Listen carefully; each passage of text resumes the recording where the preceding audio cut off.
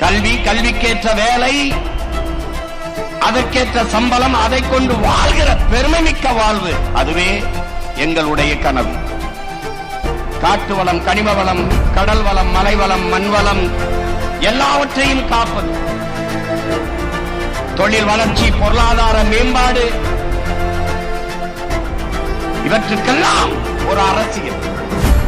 இந்த நாடு தமிழ்நாடு, தேசம் தமிழ் தேசம். இங்கு வாழ்கிற மக்களின் மொழி, கலை, இலக்கியம், பண்பாடு, வழிபாடு எல்லாவற்றையும் காப்பது ஒரு அரசியல். அந்த அரசியல் தமிழ் தேச அரசியல்.